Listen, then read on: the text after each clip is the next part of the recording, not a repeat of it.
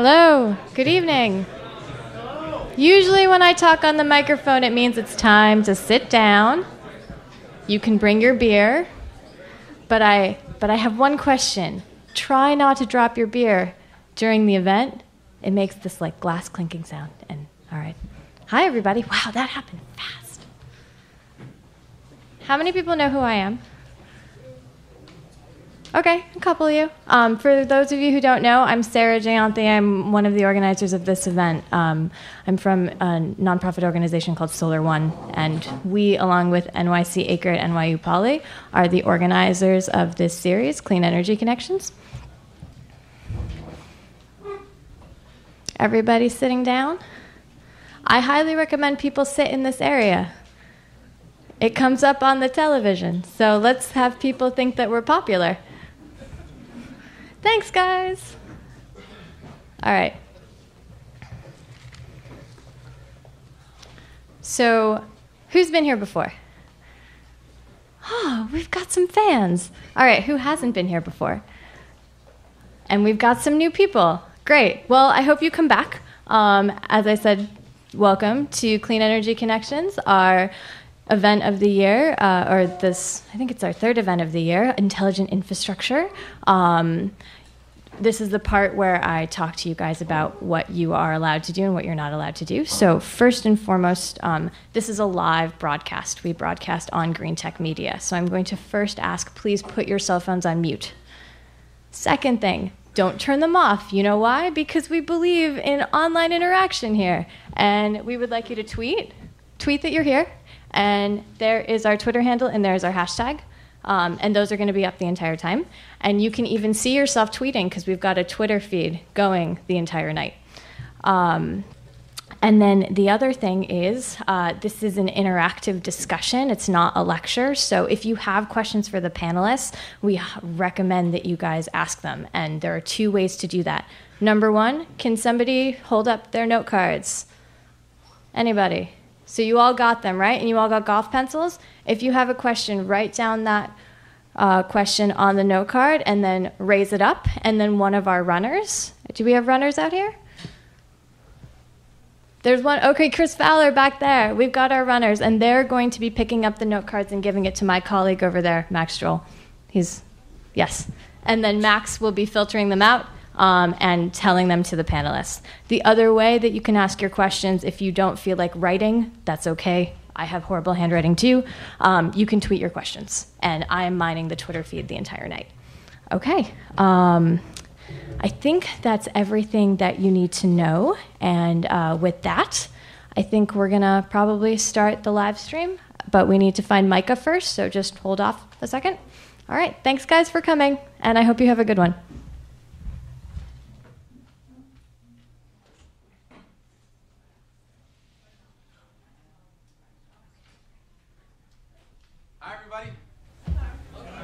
That is not a New York City welcome. Hello. Hello. All right, New York City, welcome. Welcome to the Green Space. Welcome to Clean Energy Connections. Who's been here before? Has anyone been to the Clean Energy Connections event series? Wow, so a lot of first-timers, and that is fantastic. So welcome. This is a really exciting event that we've put together for you. This is our third this year in 2012. Last year we did 6.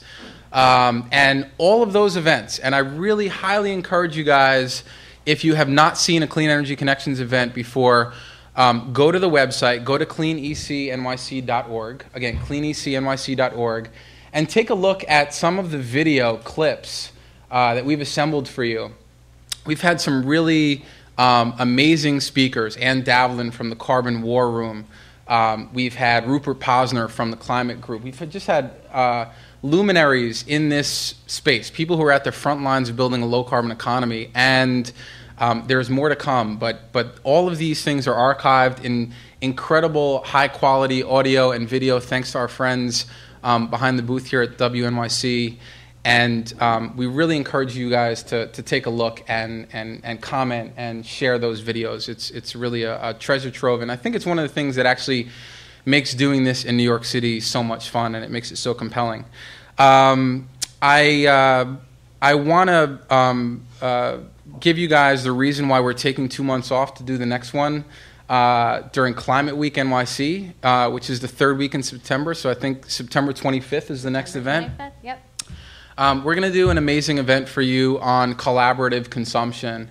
And when you start to think about what's been happening in that world with Airbnb and Zipcar and the implications for collaborative consumption business models, for a clean economy, things are happening here in New York City that are models for the rest of the world. So stay tuned for that. If you'd like to participate in that, if you have suggestions for speakers or for moderators, we welcome that. I want to give you guys just a couple of reasons why I'm so personally excited about what's happening here in this space at this particular time. So I run something called NYC Acre. Acre is the accelerator for a clean and renewable economy. It's a clean tech incubator that's been funded by NYSERDA in collaboration with New York City Economic Development Corporation, the New York City Investment Fund, NYU Poly, Columbia, Pratt Institute are some of our partners. And we have some incredible entrepreneurs who are working on things like energy efficiency and smart grid and air and water technologies and transportation and logistics. But I'll tell you why I'm so excited. The first is that we recently had an exit. So a company called Efficiency 2.0 was sold to a bigger company called C3. And that's huge for this space. So we had a real verifiable exit in this space in New York City. And that really bodes well for the sector. The second is that Marshall Cox, who's here from Radiator Labs. Marshall, you want to say hello to everybody? Won the MIT Clean Energy Prize, $200,000 national competition. New York City company. First time that's happened.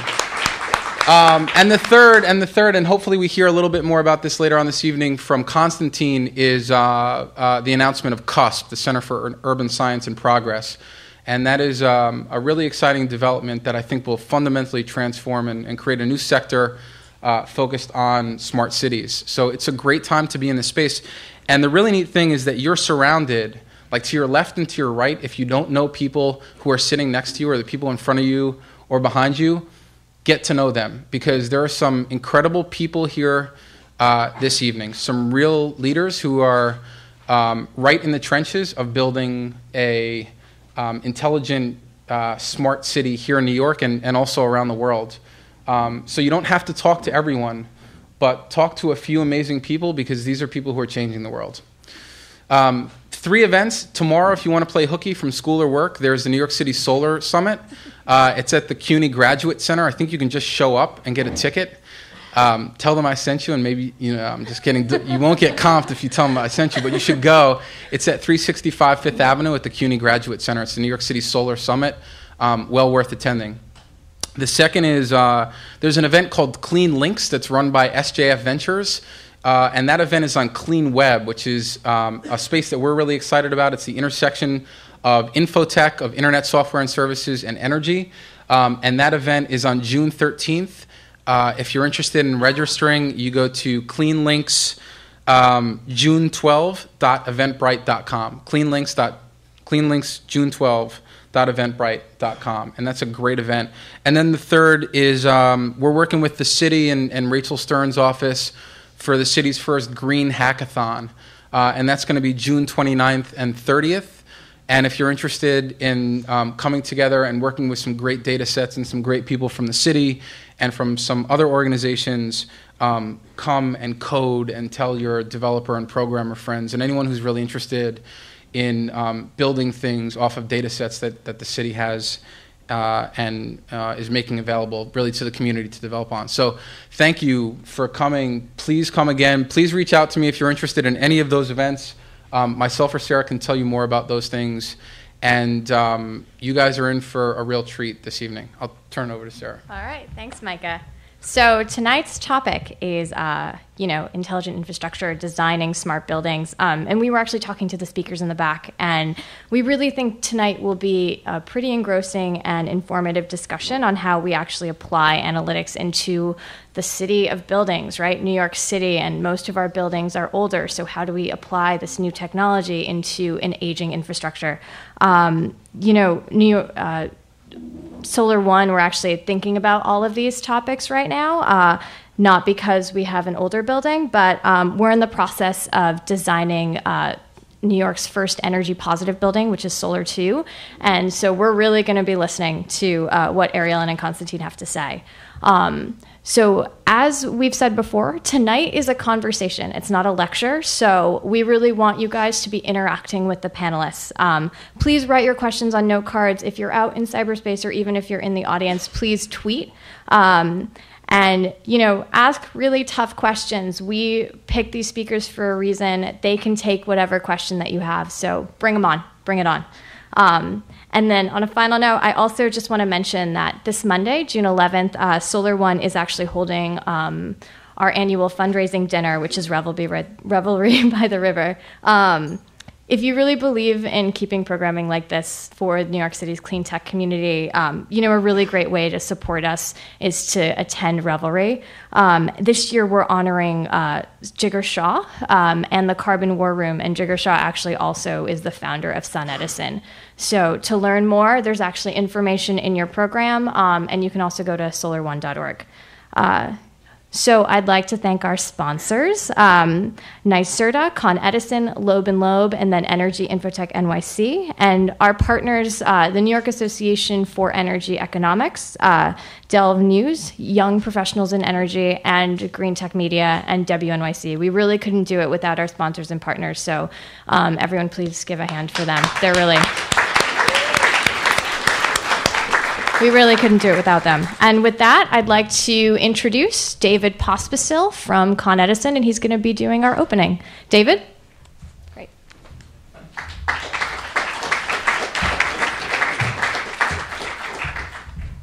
Thank you. Before I start, and before Micah heads for the green room, I'd just like to say that we're so proud to be sponsors of this series. We were sponsors last year, and we had to be sponsors again this year just because of the value that we think it brings.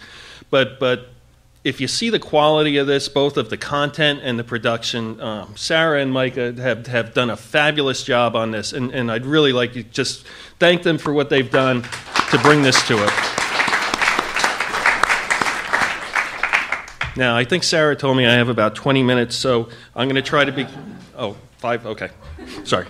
I'd like to talk about what I call clearing a path for energy efficiency, and many of the people in this room, including the speakers in the back, have been part of the team, part of the constituency that has driven the marketplace in New York City. And there's really 4 things that I see as primary components that drive this, and they are the Greater Greener Buildings Plan, the innovation of technology, the convergence of the web and energy, as well as incentive and rebates from NYCERDA and Con Edison, and so that's the pitch, right? So that's the last part.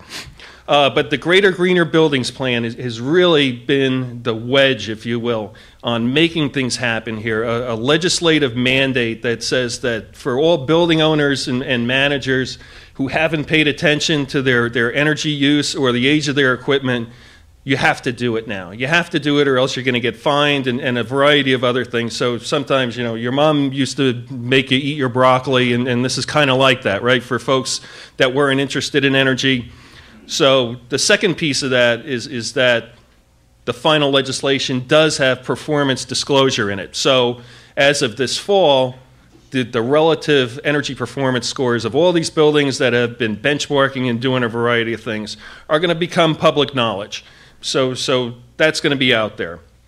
Now, of course, there's innovation in building technology, and depending on how close you are to that, you know how exciting that is. It's like there's a new Moore's law that really affects building systems. And we always used to think about Moore's law as applying specifically to computers and IT.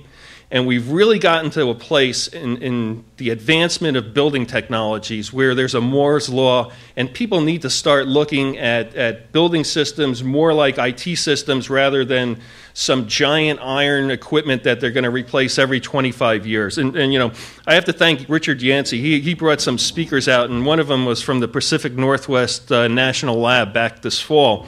And that gentleman, his group was actually tasked with doing longevity testing on new LED lighting products. And what he said was, and those tests last for about 6,000 hours.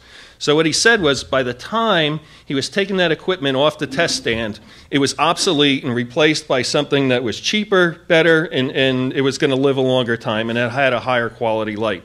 So that speaks to the advancement of technology and how it doesn't make sense to wait to upgrade your buildings. There's also this convergence of the web and energy.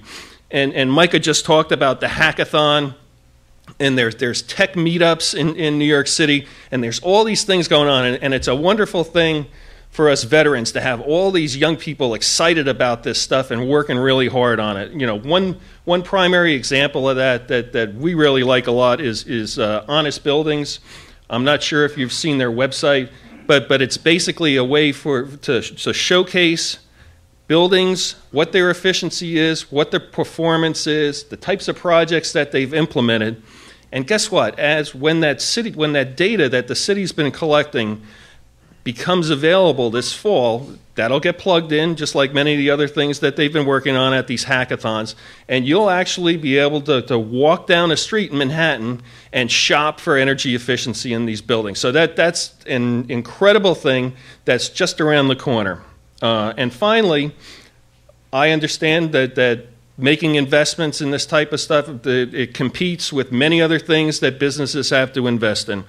But NYCERNA and Con Edison both have an offering of incentives and rebates to help customers make those investments. And I actually manage Con Edison's commercial and industrial energy efficiency programs. So we just got reauthorized. We have $200 million over the next 4 years to help customers make those investments. We've really focused our program and the delivery of our program on face-to-face meetings with customers and superb customer service.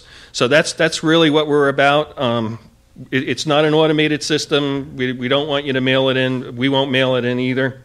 We've developed a network of over 600 market partners that help us deliver energy solutions to our customers through this program. And finally, what it's all about is to take these incentives and rebates and help our customers transform their properties into high-performance buildings. So again, we're really proud to be part of this series, and specifically tonight's program, and I hope you enjoy it and get a lot of value out of it.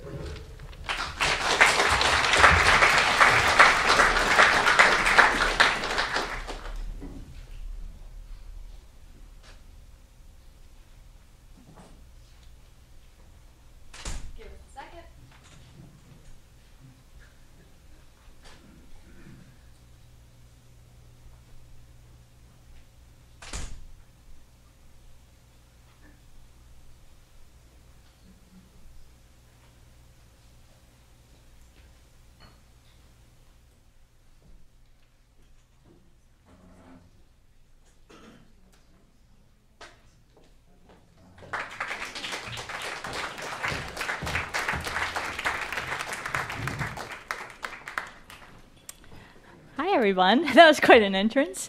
My name is Ariella Marin. I want to welcome you all and remind you that this is an interactive conversation, so write your questions and they'll be collected, and I want to have Constantine kick off the conversation. Sure. Well, thanks, Ariella, and thank you to Micah and to Solar One for having us and organizing this event. It should be fun. I've been on the stage before, and I always feel like a little bit of a rock star, even though I'm just a data geek, so that doesn't really work too well. So I just want to maybe introduce myself a little bit, tell you a little bit what I'm doing to just kind of set the stage, some of the work that I've been doing. So right now I'm a professor at NYU, and I run something called the Center for the Sustainable Built Environment, and a lot of that research has been focused on sustainable real estate markets and green buildings. Most of what we've been doing right now is actually working with the Mayor's Office of Long-Term Planning and analyzing all the local Law 84 benchmarking data. And my particular interest in it, besides just kind of playing around with the information and seeing what it shows, is really thinking about how to use that information to improve decision-making among all the stakeholders that really that affect energy efficiency in buildings, especially how we think about retrofitting buildings, how we create markets around retrofitting buildings, and most importantly, how we get to scale. I mean, there's a lot of really interesting kind of one-off and examples and case studies of buildings that have done some really remarkable things, but we have a long way to go. And I think that there's tremendous potential in the data and the information to unlock it, but there's a lot of challenges between then and there that hopefully we'll get to tonight. The other thing that's, I guess, very related and is a new role for me, and I'm very excited about, is I'm taking on a new role in the leadership team of the new Center for Urban Science and Progress, which is part of Mayor Bloomberg's Applied Sciences Initiative. So we are just getting this off the ground. I think I was employee number 1 or 2 of CUSP. But it's a tremendous initiative that brings together some fantastic academic institutions, some industry partners like IBM and Cisco and Siemens, and then most importantly, we're working directly with the city and the city agencies to be able to access their data, access their expertise, access, as importantly, their infrastructure and their problems, with the idea of putting some really fantastic, really bright researchers, both from academia and industry, on those problems and trying to figure out solutions that can be replicated here and abroad. And then the last part, I also, just to kind of keep myself grounded, I have a real estate company that I've had for about 10 years that is actually working on some energy efficiency projects. So development projects. So I kind of understand the pain of the day-to-day realities of trying to get this done and finding the money to do it and convincing people that it actually makes sense. So I think that's good enough for me. Ariella? Great. Thanks, Constantine.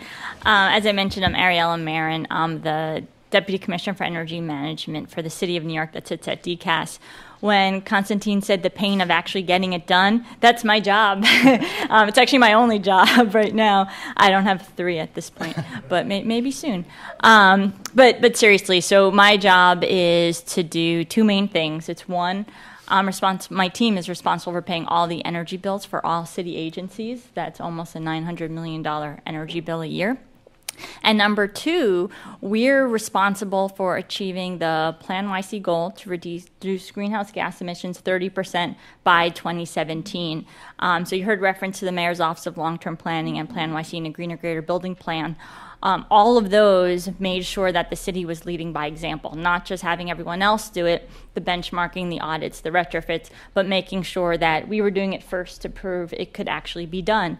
And we're currently proving it can be done, but there is a lot to scaling up. I think scaling up is almost the theme of what we do. How do you take work that was going on, a retrofit here, a retrofit there, and get it so that you take a 4,000 building portfolio and make it all energy efficient very, very quickly when the infrastructure for that type of scaling up was actually not in place at first, how you put that together.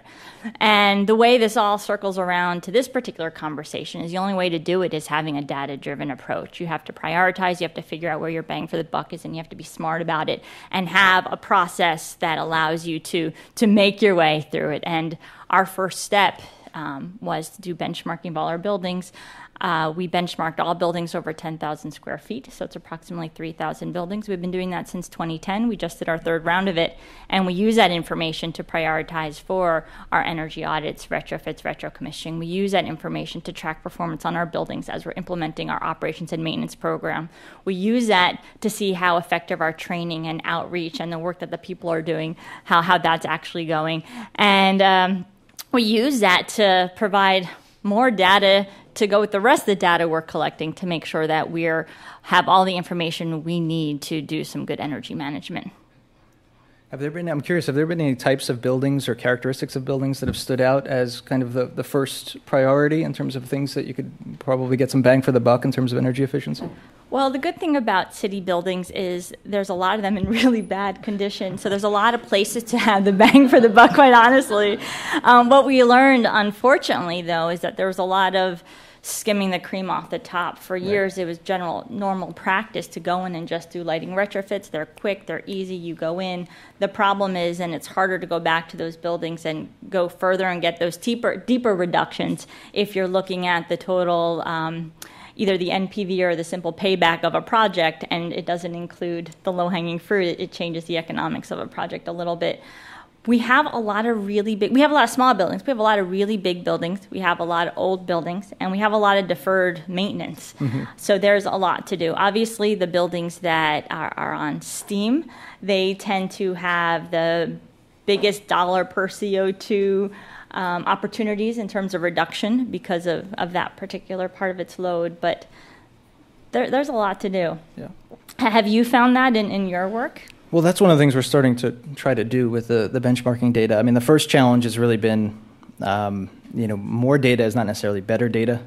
So there's the challenge of just kind of finding high quality and just making sense of all the information that's coming through. I think a lot of people, had a lot of questions, especially with the first iteration of what to submit, how to submit it, what certain categories actually meant in terms of reporting that information.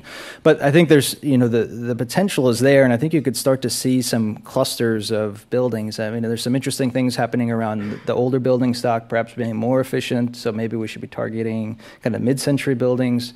And I think that this will begin to emerge as we play around with the information a little bit more. But I think there's a lot of potential because that's another area of concern. I think that we're dealing with limited resources, whether it be money or people or time. And so that, one potential here, and it seems like you're doing this with the city's buildings, is really kind of focusing in on the places that you could have the biggest impact. And, having all this information now allows us to hopefully do that on the commercial side as well. Right. It's interesting because on one hand, benchmarking is so easy. Using Portfolio Manager, it's free. You just have to put together information and put it in there. It's like the one place anyone can start. But on the other hand, that's actually really hard to do, getting all the information. Yeah. Finding good data is really hard. I mean, when we started the effort in 2009 in the city, first collecting information, there was no one place that had square footage, number of computers. I mean, we did have the utility information, but we had things by meters and accounts, which didn't necessarily match the addresses with the buildings. So it was a big effort working with 28 different operating agencies, had a lot of people involved. And we're glad to have it. It's a starting point to start analyzing that data, helping us prioritize where we move forward. But I think it's going to be a process till I think everybody gets better at it and the better information becomes available.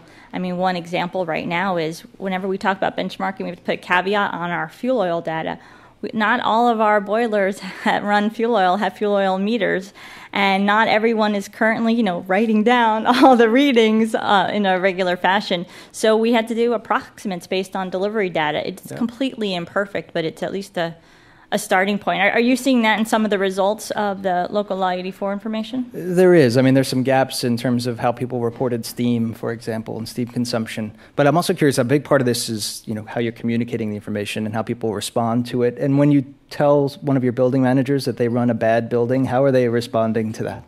Are they like, well, let's make it better, thanks for letting me know? Or are they like, no, you're wrong, you're missing something? I've not had that conversation, which is great. Because what we do is we have liaisons in each agency, and we've taken the benchmarking information, and while we've posted it and are working on other ways of getting that information out, I don't necessarily know that all of them are reading it. But we have the liaison in each agency, and we say, here's where you can access the information. And some of them are going in and having the conversation with their facility staff. We're not the ones doing that.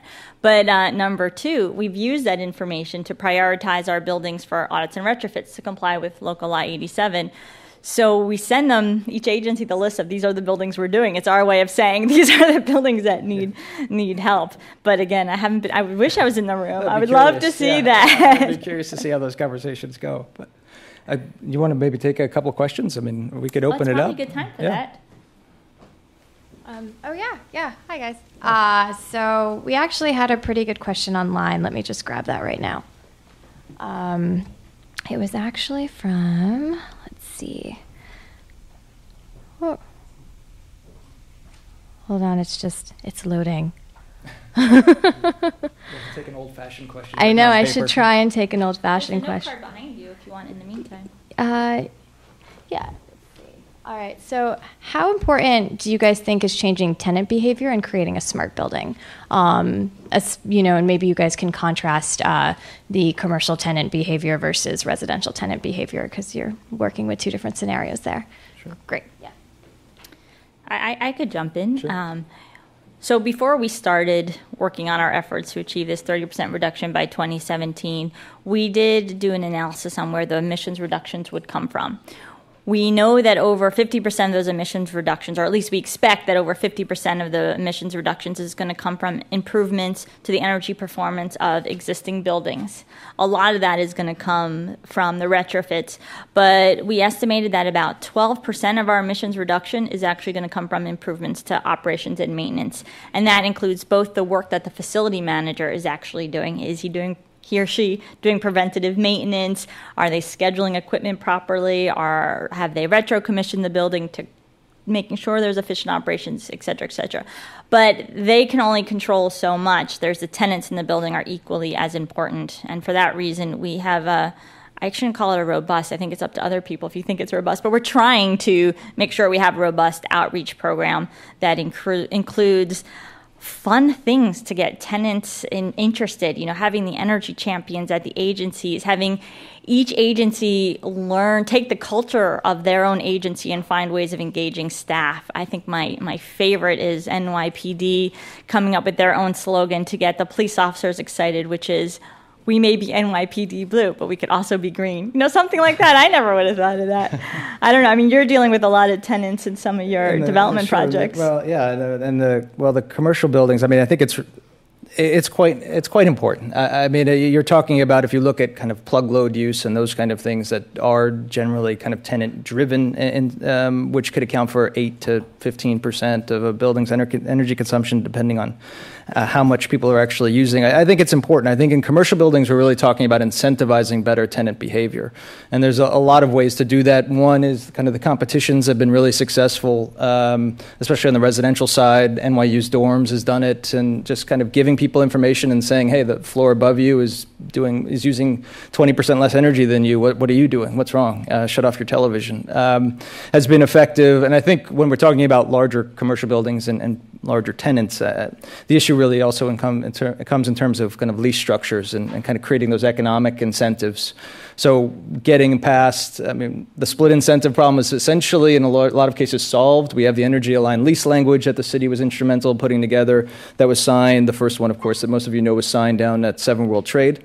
And then, of course, that's a subset of larger kind of green lease language, which is really getting to much more, I think, a holistic view of sustainability. So looking at recycling issues, looking at operating hours for tenant spaces, and all of these things, I think, really become an important driver. But, I mean, my personal view is that that's not the clincher here. I think the systems and the building management is probably more important. Is that what you're seeing? We are seeing that, and we found that one of the most important things that we make sure we do is actually train the building staff. Mm-hmm. Since, I guess, fiscal year 2009, we've trained about 1,200 different city staff members, wow. Mostly building operators, and most of those are in the schools. And we're currently doing an assessment now to get a sense of actually how effective that training could be. But we see it because we're giving awards to the agencies that are doing the best job, and we're identifying the champions in each of these agencies, and also those where, thanks to benchmarking scores and just raw EUI data, we're figuring out who's doing the best job in each agency, and they're telling us that they're getting a lot of this information from the training, and we're seeing directly how their efforts are resulting in improvements to their buildings. We've seen this in a few places. The Department of Education did something called the Green Cup Challenge. It was a 1-month challenge with a variety of middle schools, and the idea was in that month they were competing against themselves, who could reduce the most. And while all the students, it was great, they were so involved, turning off their lights, doing everything. The winning school, which had a reduction, this is just on lighting load, electric load, doesn't include the heating, was over 57%. And when we drilled in why, well, a lot of it actually had to do with what the facility staff was doing. Well, because everyone had the kids doing stuff, but that took it one step further. But I want to jump on something you said earlier, too, which was the importance of a financial incentive. Mm-hmm. And that actually might be the biggest driver we're seeing right now. We've created something called the Energy Incentive Alignment Program to overcome what I think has been the biggest challenge for city government, which is that my group centrally pays all the energy bills for all the agencies. So why would any agency want to invest some of their own valuable expense money into energy efficiency if they don't get any of that money back, or vice versa? Why would they care? They could use as much as they want. They have other things to do with their money, and we're covering the charge. So the idea of this incentive program was starting with the largest agencies in the city, which make up over 50% of our heat, light, power budget anyway, was to put them on the hook on the budget. If your budget is above what's in the adopted budget, you have to take those precious expense dollars and give it back. And vice versa, if you come up under what was in the budget, you're getting that money back. Well, the first period, which was September to December, we gave to the agencies over $900,000 of incentives.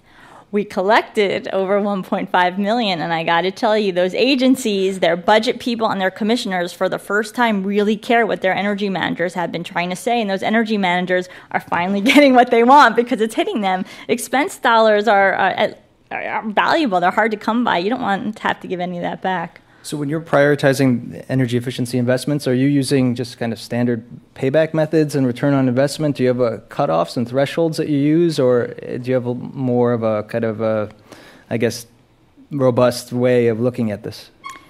So when we're doing our audits and retrofits and retro commissioning, because thanks to Green and Greater Building Law, we're doing it all at once. We did have to come up with a threshold because or else the first few buildings would take up all of our money. And by law, we have to do every building that's over 50,000 square feet. So we had to leave some money in the kitty. So we do everything that combined has a 15-year payback or better. There are a few exceptions in there, like if it supports the mayor's clean heat effort, and it's a piece of equipment that has a long life. But we're using simple payback. I'm in the middle of a CEM training right now. A certified energy manager, and the instructor every 5 minutes was trying to convince me why we should be doing everything based on a net present value, regular economic analysis, and not simple payback. But I think for a program like ours, with the number of players and bureaucracy we're dealing with to begin with, it's been a really good way to make sure we're getting deep enough into the buildings, but still not using all of our money. How about you, both on the development side and also as you're talking to your real estate students, what kind of stick are you putting out there? Well, for the development side, it's pretty easy because most of the projects that I do, we use our own money. So I just have to convince myself, which usually isn't too hard of a sell. In terms of the students, I mean, that's an interesting question because I think that they're the ones who are really going to be out there trying to be the change agents and the champions going forward and trying to make these arguments to their higher ups. So part of it is that they're just very used to kind of standard financial analysis, return on investment, and that's essentially how they're looking at this. And I think if you can make a case for it, which you obviously can in a lot of respects if you do the analysis right, there's a tremendous potential there. So it's kind of a tough sell because I think there's, of course, as most people know, there's a lot of competing needs for capital. So especially a commercial building owner might look at potential repairs or upgrades and say, well, I know exactly how much I can get if I redo my lobby. But if I put in a new boiler, I'm not exactly sure, as confident in terms of what the outcome might be or what the savings might be. So there's still some hesitation in terms of going that direction. So since the name of this discussion has the phrase intelligent in it, okay. Of those technologies you're putting in, are you prioritizing those that are helping to make the buildings more intelligent? I guess how do we define the question of what we're talking about with intelligent and smart and all these terms? I think this is really just a question of how you collect and process information is really, I think, the issue in terms of intelligence and building intelligence. So I think that you're starting to see kind of the easy ones, as you know, like energy management systems and building management systems that are relatively simple paybacks and short paybacks, but provide a tremendous amount of information. So I think the challenge with technologies, especially for a lot of the larger building owners, or all the building owners, to be not just the large ones, is really how do you vet all of the competing technologies that are out there? How do you look at the different ones and know which is going to work in your building? How do you kind of decide which to invest in and which not, and which is, and all the liability issues that go behind it? So I think there's a lot of questions in terms of what technologies are the right technologies for the right building. What's been your favorite so far? My favorite technology? The kind of the building integrated photovoltaics are pretty cool. No, there's. I mean, I think the ones that work most effectively are the ones that are most promising. It's something is like I mentioned, just building management systems and those kind of data collection tools are really, I think, very promising. So I see that Max has a really big pile of questions right there. Well, you guys are doing a great job of answering them before I ask them, so we're moving through this pile. I'm getting a lot of questions asking about some of the other more indirect impacts of the retrofits that are happening in the public and private sector. Two questions I have are: what is the impact of these projects on capital markets? What sort of financing is becoming available? And then on the other end, what do you think the impact will be on economic development, on job growth and development in the city? You want to take the job growth one? Sure. So we were talking earlier about scaling up and what it takes to scale up. And to scale up, you need a lot of people in a lot of different places. So although, unfortunately, we haven't quantified it, and we really should, just our efforts with the city government buildings, but also just complying with the Greener Greater Buildings Plan as well, it takes a lot of people, and there's a huge job potential. So I think of the people just within our office, right? You need the people who are going to manage the projects, and you have to make sure they have the right expertise, know buildings, not just lighting anymore. We need people who know systems and understand retro commissioning. You have the support staff in an office, who's checking invoices, who's your engineering audit, all of that. Then we think of our contractors and all the people who are working on the invoices, the lawyers, and all of that. Then you have all the people who are on the street doing work. And we know we work with a variety of contractors, not directly, but either through the New York Power Authority or the Department of Design and Construction. There's 8 who are working on us comprehensively. Actually, if you include the retro commissioning, it goes up to 11. And they're at capacity, and they're hiring people, and we know the New York Power Authority is hiring people on our behalf, and all the agencies are hiring people on our behalf.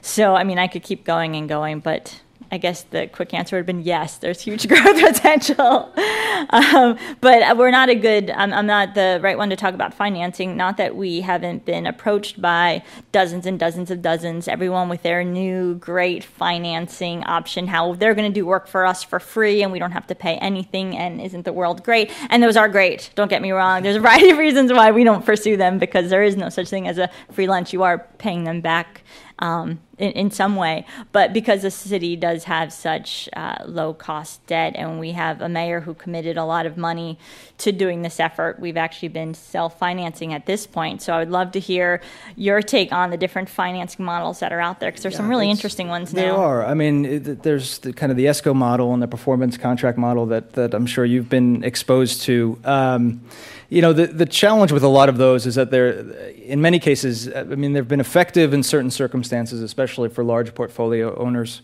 And the ESCO model is really designed for municipalities and municipal portfolios. But they're complicated. In many cases, they have a bit more elements of administration and bureaucracy to them. And what's interesting about the data, coming back to the question of data in all this discussion, that one of the expectations and one of the things I would hope is that as we get more information about how buildings are performing from an energy standpoint, that we're beginning to cut out a lot of the middlemen in all of this process, right? So a lot of these different financing models really emerge from information asymmetries. The technology companies know a lot more about how their technology is going to perform in different situations in different buildings, and they're willing to put their money behind it because they have that proprietary information.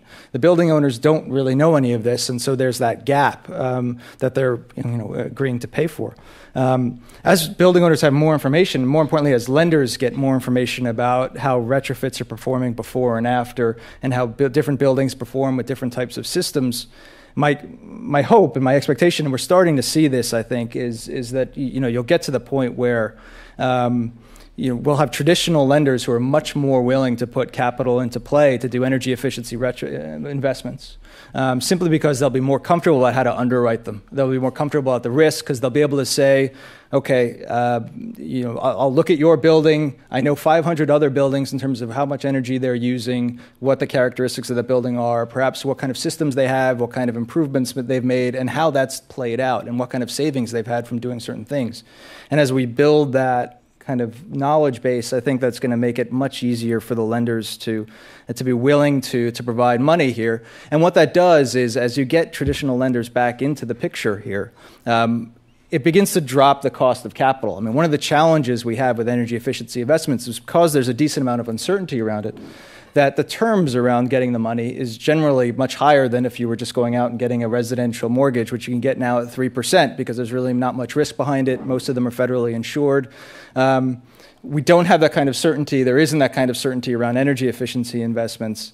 But once we get a little bit more color on that, a little bit more information on that, that reduces that uncertainty, it reduces the cost of that capital, and allows us to do much more creative things. As the cost of the money that comes to as the cost of that money to do those investments declines, then we could start looking at longer paybacks. We could start looking at things that might have a 7 or 8 or 10-year payback instead of always concentrating on what has a 1, 2, and 3-year payback.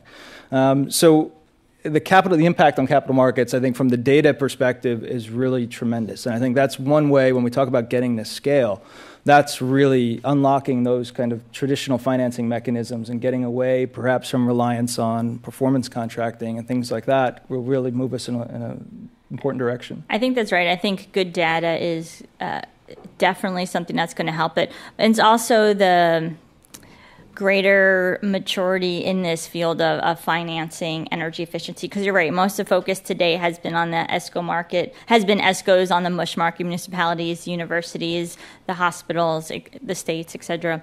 But what we're starting to see now is all these new models, and there's so many new ones that need to be tested, right? There's the energy savings agreement, the MESA models you see.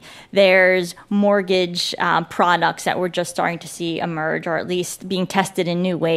We're seeing different products around whether it's different types of credit enhancement, different types of direct lending, et cetera, et cetera. And it's a lot of this is being helped with stimulus funding all throughout the country, going to these little organizations that are able to mitigate some of that risk. Like here in New York City, we have the New York City Energy Efficiency Corporation. That's what the corporation's doing. Its mission is to really help overcome these market barriers, these financial barriers, to unlock the energy efficiency financing market. And they're finding, as they're talking to the banks, yes, we need more data. Number 2, we just generally aren't yet comfortable yet with what we're doing. And number 3, well, how do I know which model is going to work well? We're putting things into contracts, and I'm not yet comfortable yet. And I think as it matures, and we have a few of these early ones become, and some of them there's been more ESAs recently, but some of these other products that are out there, as we see them mature and we see what's working, what's not working, I think that the comfort level and the growth of them will just take off. And it's interesting, I mean, the lenders are actually, and the banks are able to kind of push this market as well in terms of what they're requiring from the borrowers. For example, just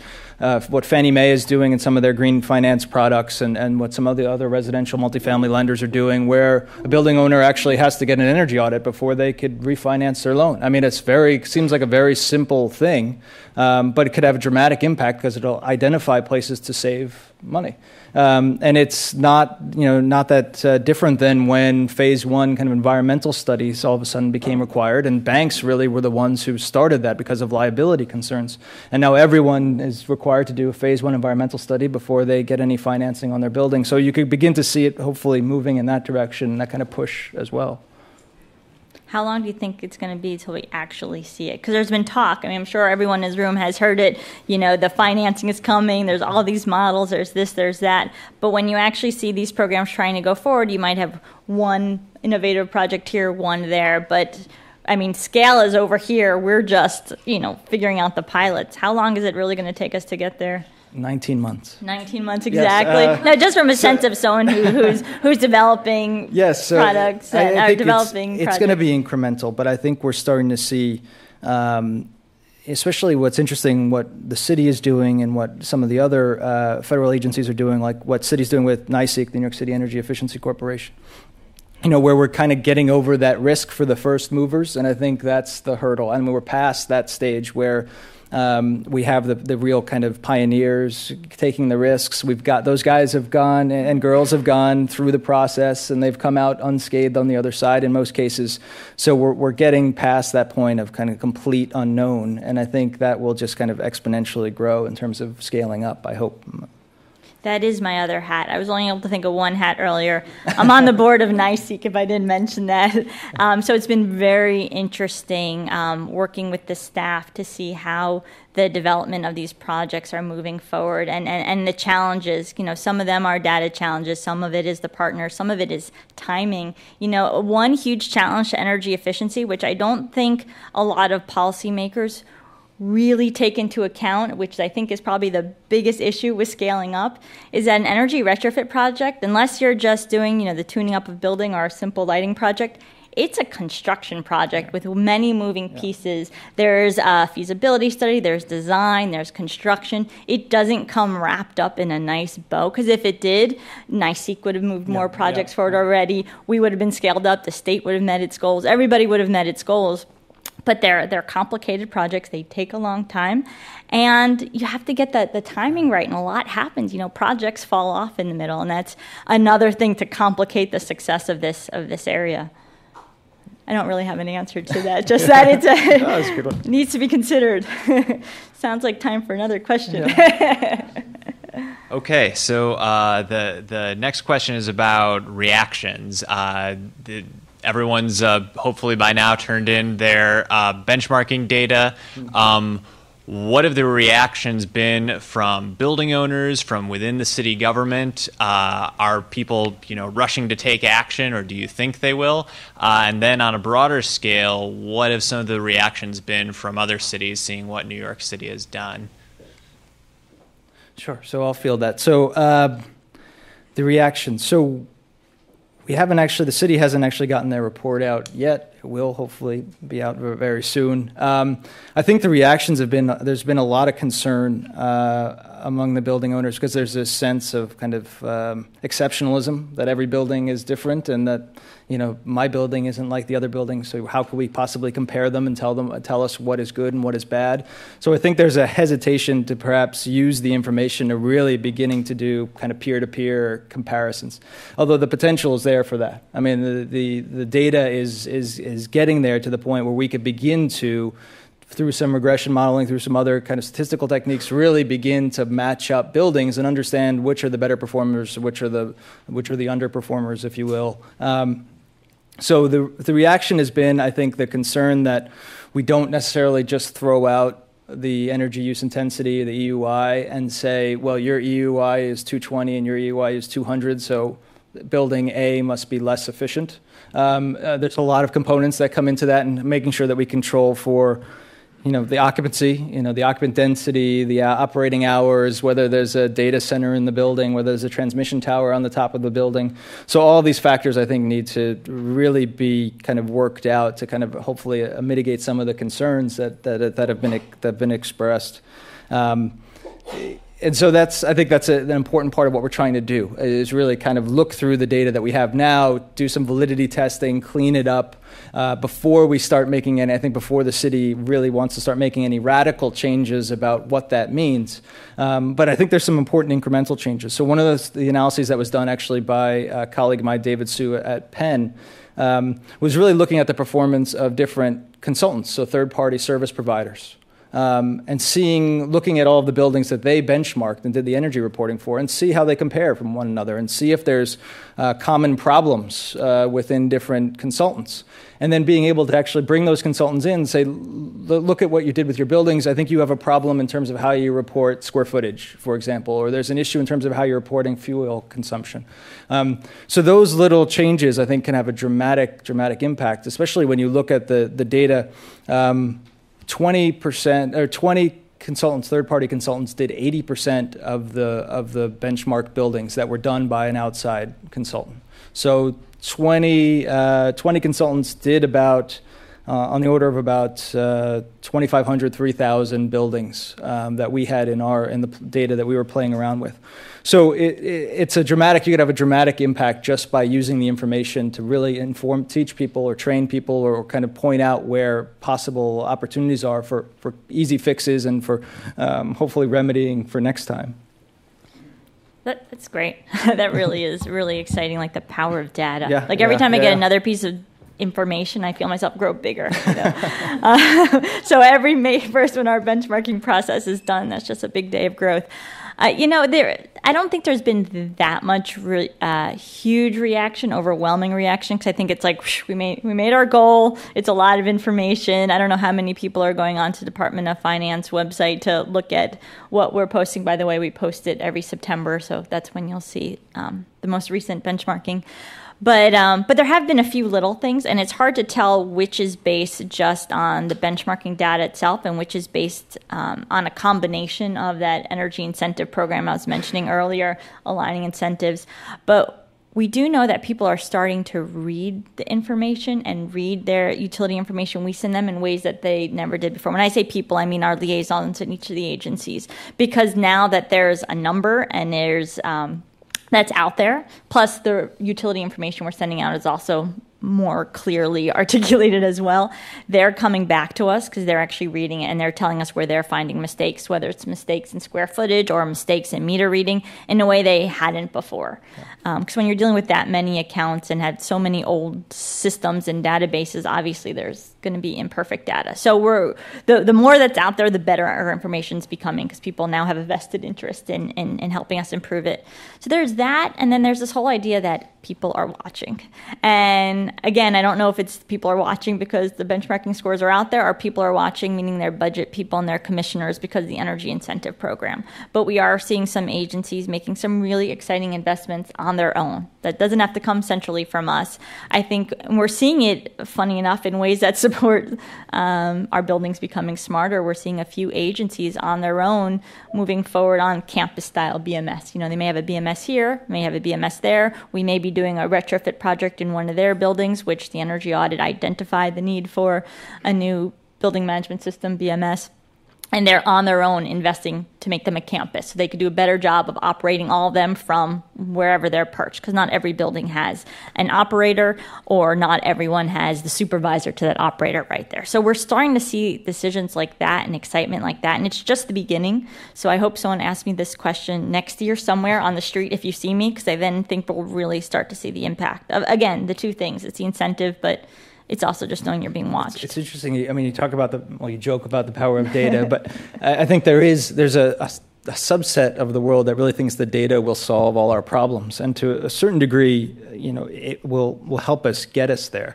But I think such an important part, especially with the building information data, which is really new and something that, as you point out, people are just beginning to pay attention to, is really how you communicate that information and really how people begin to learn to understand what it means. And this is, I use the analogy back to the calorie reporting for fast food restaurants here in New York City. And there have been some interesting studies done that have really looked at the impact of that calorie reporting.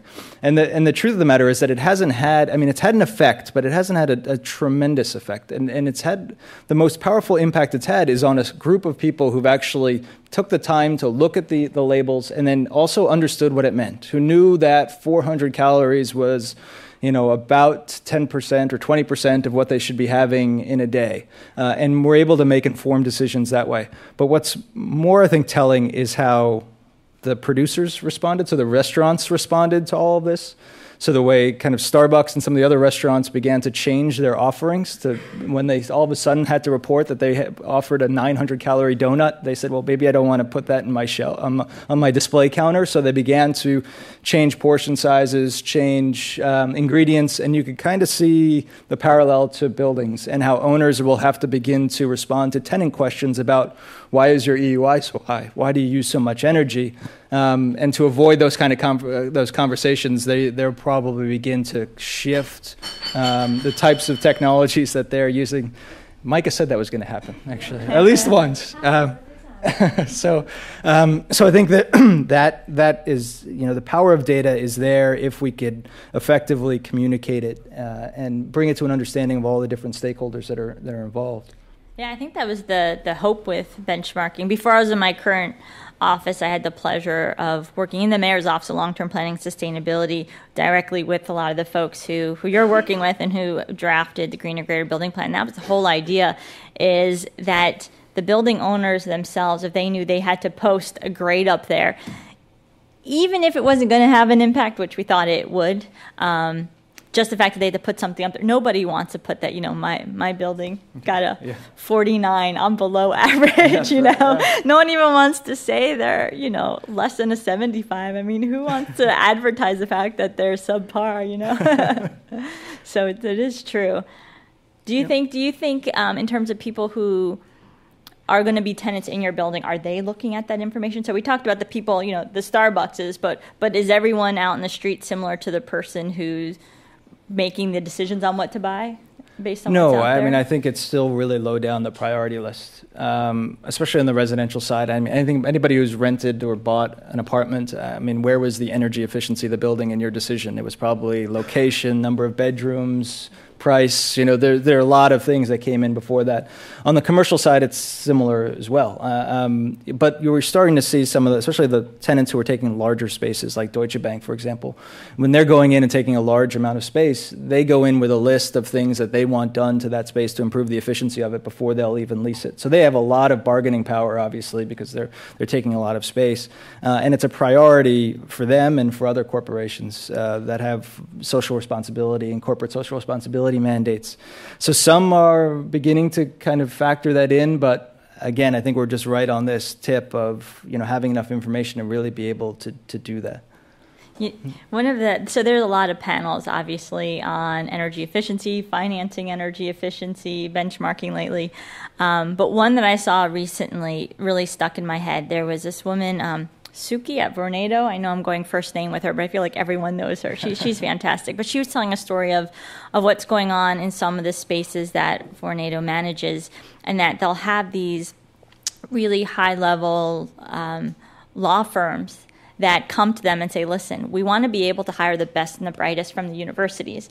And the first thing that these top candidates are asking for is how sustainable is your building space? Are you in a green space? So that's pushing some of these companies to decide that they want to only lease space in these more energy efficient and greener space in general, which is such a great tide coming our way. It's really exciting. I see it with my students who come through our graduate programs. It's the interest in all this, even in just the past few years that I've been at NYU doing this, it's gone from a handful of people who are like, what's LEED? I'm going to learn a little bit more, to now we have a whole concentration in one of our master's degree program on sustainable development, and it's one of our most popular. And I think it's really, you're seeing that push certainly from kind of the younger crowd, I guess, if we could call them. I don't know.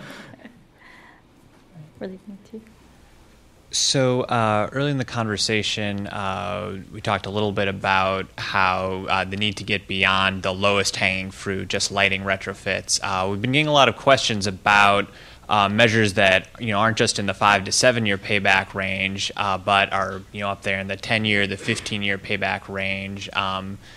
Things like we have questions in here about solar, passive house, different types of hot water management, all sorts of sort of building information systems.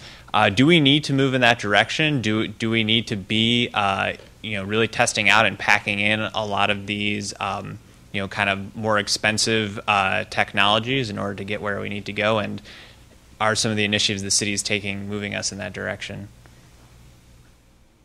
Sure, I'll start. We definitely need to go beyond just lighting. While lighting is so great in that it is the low-hanging fruit, we'll never get those deeper emissions that we need, first of all. And second of all, if we're interested in reducing greenhouse gas emissions, about 50% of our greenhouse gas emissions are actually coming from the heating side, the thermal side of the equation. It's not just on the lighting side. But, there's a lot of things. So first of all, paybacks for us are always longer because our electricity rates for the city are a little bit less than everyone else's. And then our costs are higher because of certain rules that govern, who we can hire, et cetera, et cetera. But there's a lot of technologies and tactics that folks have known for decades and decades that are still good. And even those are improving, like variable speed drives and everything that has a variable frequency of anything. They're super investments, and they're getting better and better as the years go on. So there's a lot of stuff you can do that's not fancy and shiny, that's tried and true, that makes sense, that fall into some are short paybacks, some are in larger paybacks. And then, of course, on the big end is the replacement of equipment. And lots of ways to maintain your equipment so you don't have to replace them, but at the same time, there's some really old equipment that really is beyond its life, and probably just replacing it has a huge impact there.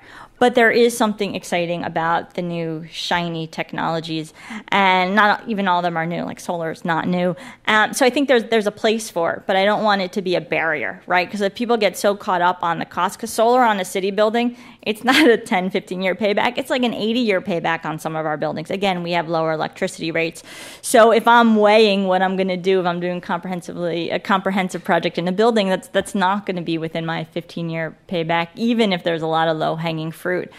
But as we're trying to push the envelope, I think we need to keep in mind these new both more innovative technologies, but also new strategies, because you mentioned passive house. And granted, I might not be doing it for a retrofit of a city building that's really big, and a lot of our old buildings have, thick walls.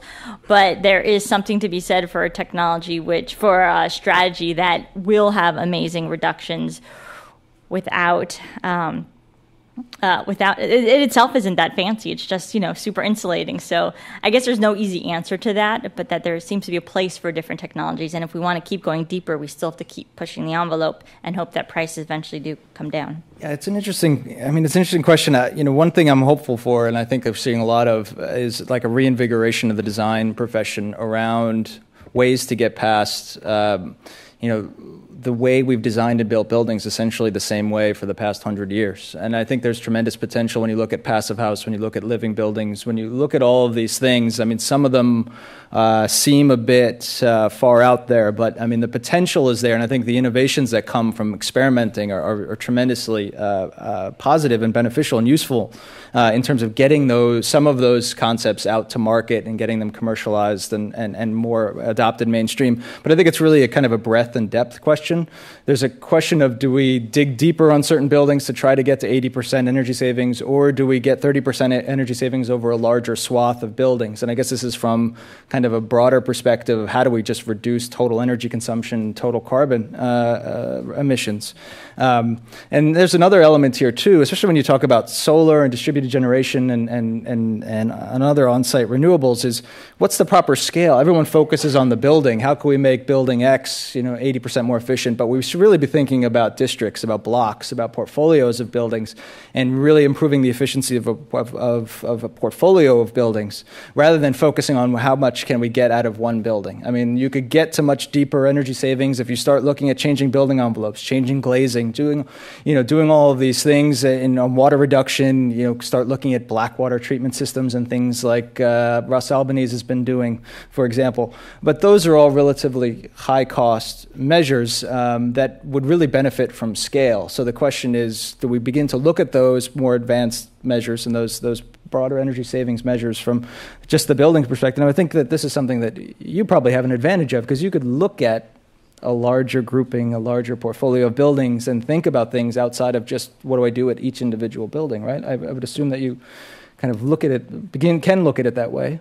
Yeah, I mean, it's interesting, because sometimes I think the fact that our team, so the energy management group, when we were put into place, it was around the same time that there was all the conversation about the greener, greater building plan. It was in the drafting. So in some ways, because we knew the law was coming, we were already kind of put in a box that we're looking at each of our big buildings, building by building by building. And because of the legislation, we're going to continue to do that. However, putting that aside, I'm going to get back to those in the grouping. We didn't have that same, I don't want to say constraint. I think, obviously, the Greener Greater Buildings Plan is a wonderful thing.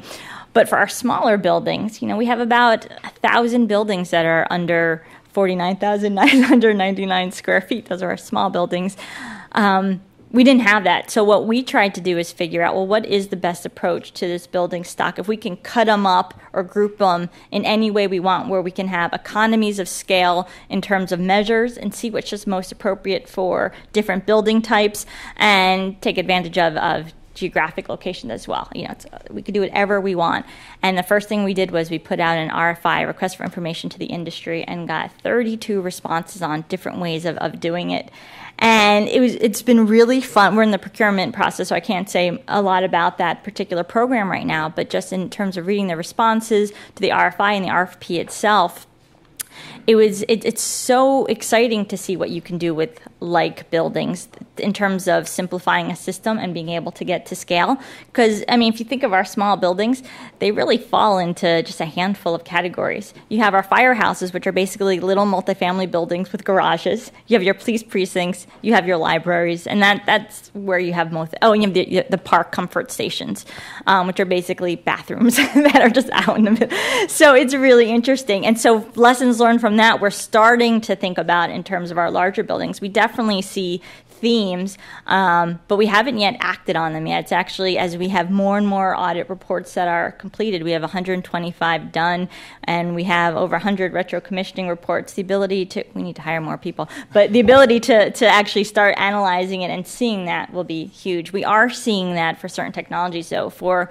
cogen, it's very easy to group the buildings at this point, figuring out where the biggest bang for the buck is, and solar thermal, and things like that, but we haven't yet gotten there on the larger buildings. I realize we boxed ourselves in from the start of the conversation around energy efficiency, but this is smart buildings, right? Mm-hmm. Which isn't necessarily energy. So are you also prioritizing water efficiency, kind of waste reduction? Is that as high on the priority list, or more difficult because you can't quantify it quite as easily? So this is where, it's interesting about the whole field of sustainability is the idea that, we're no longer in silos. Everything works comprehensively, holistically. It's great in theory, but in actuality and reality, we're just not set up that way in a lot of ways, right? So I have a program that's called energy management. I have a budget where everything is supposed to go towards reducing my energy budget. That's the reason why my group is responsible for it. I have to reduce the heat, light, and power budget. So the only water that we do on our side is water that's related to energy, which actually happens a lot. But then again, it's not taking into account the savings from my colleagues at Department of Environmental Protection with the wastewater treatment plant and all of that. So no, we don't. Yeah. And I know, we're trying to figure out how we can start making some of those parallels on water, but it's how do we get out of this siloed approach that works within regular budget and accounting and organizational structures? Yeah, interesting. Yeah. Huh. I thought you were going to go somewhere else with that energy efficiency. No, it's curious. I mean, I think that, the city's been pretty effective with like the Green Codes Task Force and changing the building code around water efficiency and those things. But from a data perspective, it's a much harder lift because, we have that, the benchmarking law is starting to collect that kind of information. But, when you get into all the other aspects of a smart or sustainable building in terms of indoor air quality and all of those other measures, I think it begins to get a little dicey, and that's probably why there hasn't been as much focus. Yeah, it also goes back to the fact that, the more data we have, the bigger and more powerful we become. We don't have good water data for city buildings. It's a big, dirty secret that while we're working on it, we don't have water meters in most buildings because conceptually, when we weren't worried about conservation, it made sense because why would you bill the city for water to pay the city? It's a city paying the city, so why pay for the infrastructure? I don't know if that was the reason behind it, I'm guessing. And it's obviously something that we're working on improving, but we just don't have the water data, so I don't even know how wasteful we're being, unfortunately. Actually, to that point, I have a question. So you talk about water data. You need you need good water data, but also maybe how do you take that water data and then to create efficiency out of it? Where do you see the role of thought leadership and entrepreneurs and new companies? If you guys could talk about major problems that you see, if you could find an entrepreneur that could solve one major problem for you, what would that be? That's a good question. You put me on the spot. One major problem. I think there's a tremendous role here for catalyzing kind of new entrepreneurs, new startups.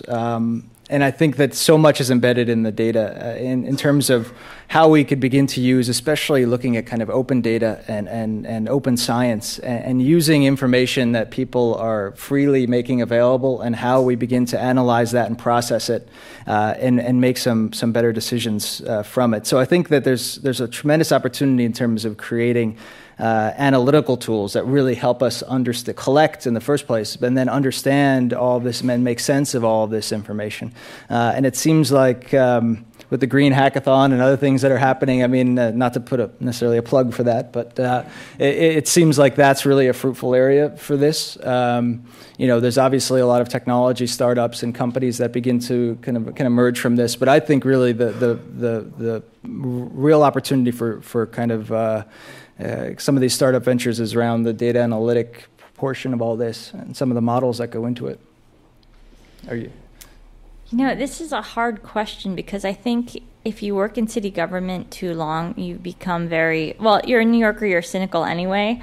But because as you can imagine, as word got out that, Mayor Bloomberg's putting $100 million a year towards greenhouse gas emission reductions, that we just get bombarded from vendors. And I love entrepreneurs, love vendors. You're great, but we kind of end up being like, wait, we got to do our work. We can't meet with everyone. So I'm definitely not answering the question, but one thing that's been really useful is something actually that Speaker Quinn came up with. It's called the METS, the Municipal Entrepreneurial Testing System. Yes. Yeah. And we worked with the Speaker's office to actually set it up in a way that would be most useful for us, which is basically let all the entrepreneurs submit an application and have them all be vetted. Because there's a lot of really great, smart people out there. There's a lot of crazy people out there with really crazy things made in their basements that, we need a filter. So make sure that the good people with promising technologies really, are appropriately so getting our attention. So anyway, what this program did, so the applications came in from all the entrepreneurs, and there was a stellar committee put together to actually vet them. And I believe, Constantine, you were on that committee. That's right, yeah. That went through all the applications and ranked them the top ones. And those top ones, we actually were able to find locations for them in city buildings so they could actually be tested and we could learn from them directly. And they had the opportunity to test their equipment and get the PR and all of that. I believe there was press that went out in Daily News. So that's been really useful. So it doesn't get to what's the one technology I want, because I spend most of my time thinking, will these folks go away? Unfortunately, although we love you. But this is a great way where we can have, open arms to new technology. And I think, the data crunching is a great example. I think it was probably summer 2009 or 2010. Every week I got at least 3 cold calls from a new vendor with a new type of software to analyze building information. And some of them were no names, some of them were little names. At this point, all the no names have bought most of the little names. But there are literally 40 of them. And how are we going to tell, which one is the best? Granted, we have to do everything through a competitive process anyway. But we actually had a consultant vet it. We did that information, and now it's been, 2 years since the analysis, and it's out to date because all those companies have either been eaten by other companies or new ones have come out. So again, that doesn't answer the question, but it does show that there's a lot of activity that it's really hard to keep up with. Is it kind of does answer the question, because the city is a huge customer for entrepreneurs. So getting that perspective, I think, is really valuable for the audience to find out that, cold calling Ariella might not be the best way to get your product being used by the city, and also to know that that you guys are starting a process. So I think you did a great job. Yeah. No, this is a critical point. I think a lot of the challenges for the startup companies is that they can't prove what their technology is in real world situations, or it's very difficult to do so. So the METS program was a really interesting opportunity for some companies to do that, because the first thing a commercial developer is going to ask is, well, show me an example of where this worked, or show me several examples of how this worked. And I think that's been a real challenge to kind of get from a good idea to getting to commercialization and to scale.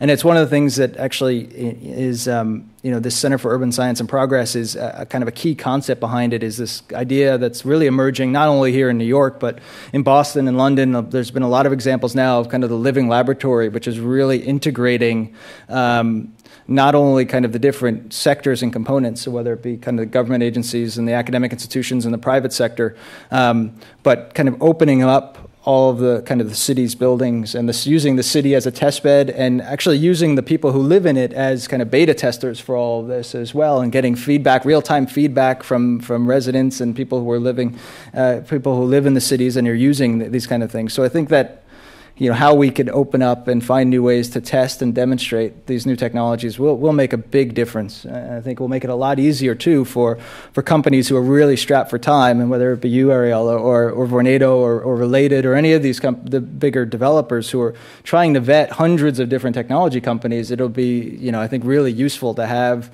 some process where we could say this product, this technology was tested in a city-owned building. It's got an unofficial seal of approval that it works. And I think that would go a long way to kind of accelerating that process for getting those technologies out to market.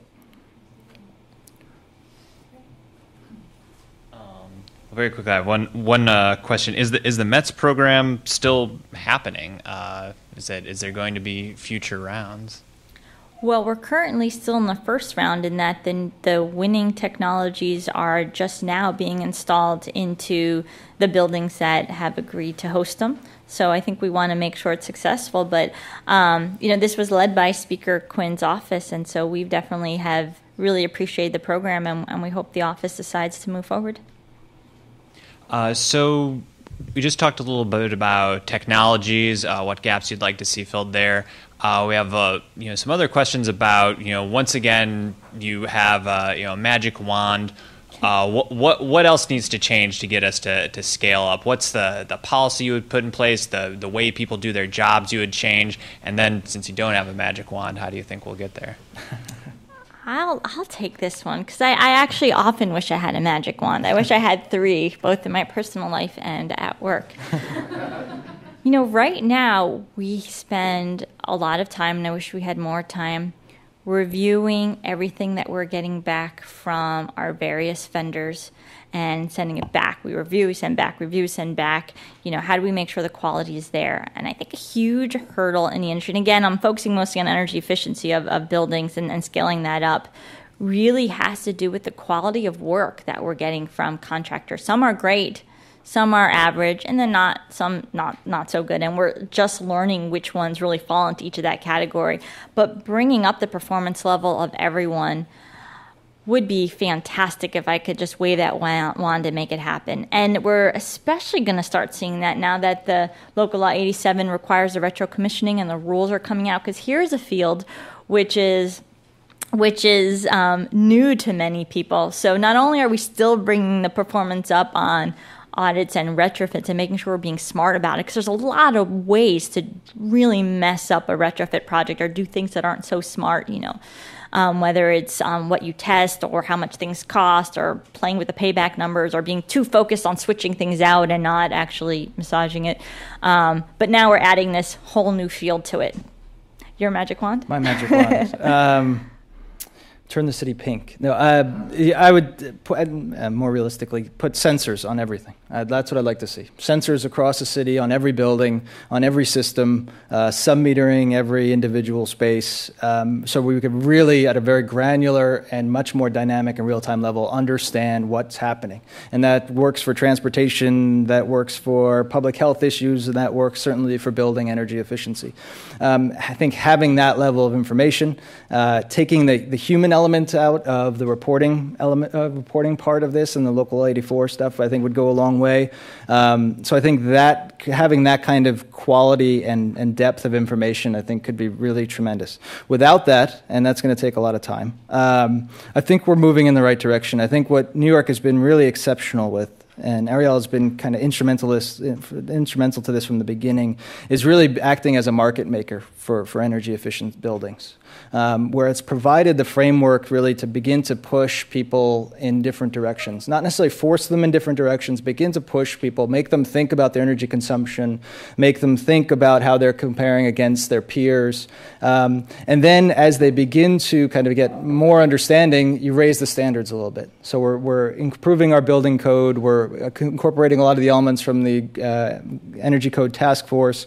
So you raise the standard and then you push a little harder. You raise the standard and you push a little harder, and you create this kind of market-driven competition that I think is really going to resonate, especially in a place like New York, where we're all about kind of the market and capitalism, and that's really going to push us, I think, where we need to go. It's going to take a little longer to get us there, but I think that's the trajectory we're on.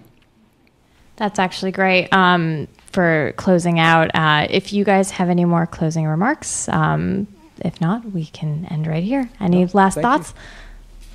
All right, everyone, much. if we can just thank the panelists for speaking. All right. Thank you to Ariella and Constantine. That was a great discussion. Thank you to everyone who tweeted. If your question didn't get asked or on stage, I highly recommend that you go and talk to them. They'll be available for questions after. And now it's the start of the networking reception. And to everyone online, thank you for watching tonight. Thanks, everyone.